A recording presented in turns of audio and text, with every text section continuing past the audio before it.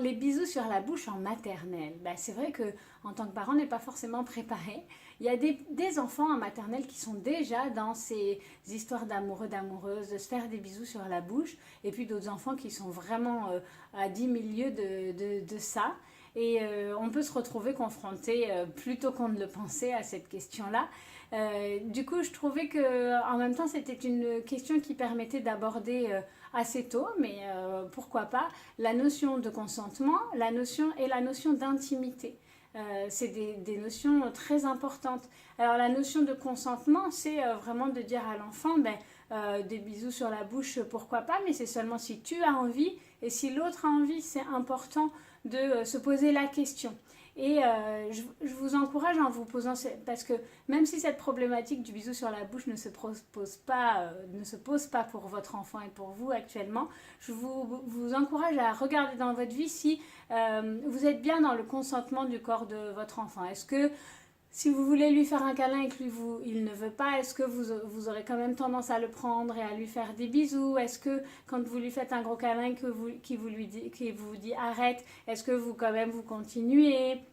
Et lui de même, est-ce que s'il vient et que vous dites bah ça y est, le câlin est fini et que lui il a encore envie de rester accroché. Voilà, c'est intéressant d'élargir cette notion de consentement, pas seulement au rapport amoureux entre guillemets, mais au rapport aussi qu'on a avec notre corps dans la famille et entre les membres de entre les différents membres de la famille, parce que ça peut être aussi dans la fratrie. Et cette notion de consentement, elle est pour moi très importante parce que c'est les bases du respect de son corps et du respect du corps de l'autre. Et pour moi, il n'y a pas vraiment d'âge pour en parler. On peut commencer très tôt de façon très simple, quoi. Si on dit non, bah on dit non. Si on dit oui, on dit oui. Et c'est important que les deux soient d'accord. Et quand tu n'es pas d'accord, je respecte ce que tu dis. Voilà, pour que l'enfant soit bien au clair avec cette notion-là. Et la notion d'intimité, c'est intéressant aussi à discuter, la notion d'intimité, c'est-à-dire que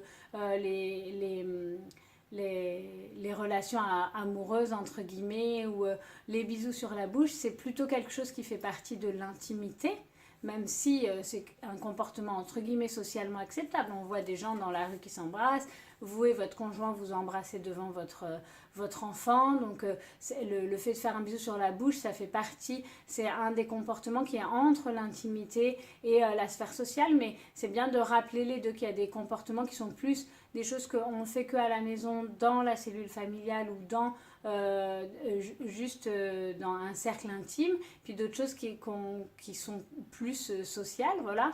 Ça permet aussi d'apporter la nuance du fait que bah oui, pourquoi pas des bisous sur la bouche à son amoureux, mais en même temps c'est pas tout le temps n'importe où, dans n'importe quel contexte. Enfin voilà, ça permet un peu de donner un cadre, même si ça reste un cadre assez flou entre guillemets.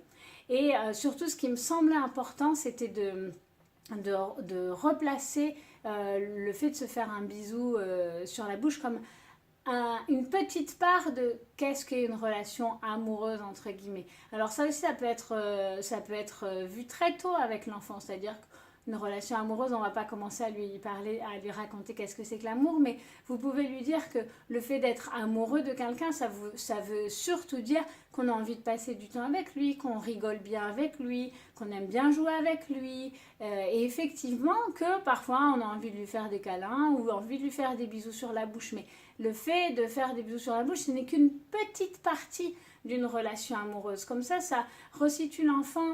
Ce n'est pas la preuve qu'on est amoureux. C'est pas parce qu'on fait un bisou sur la bouche qu'on est amoureux. Et ce n'est pas la seule façon de vivre sa relation amoureuse, entre guillemets. Et je trouvais ça vraiment important de pouvoir replacer le bisou sur la bouche comme une des choses qui arrivent quand on est amoureuse, mais de pouvoir donner aussi à l'enfant d'autres façons de vivre sa relation amoureuse. Si tu es amoureux, la seule façon de le vivre, ce n'est pas de faire des bisous sur la bouche à ton amoureux, c'est aussi de passer du temps, de lui faire des petits cadeaux, de lui faire des dessins par exemple. Et c'est aussi surtout parce que tu as envie de passer du temps avec elle. Ça permet aussi à l'enfant petit à petit de se faire une idée de est-ce que je suis amoureux ou pas, et puis si on a envie de faire des bisous sur la bouche ou pas, mais est-ce qu'on a envie de passer du temps aussi avec l'autre ou pas.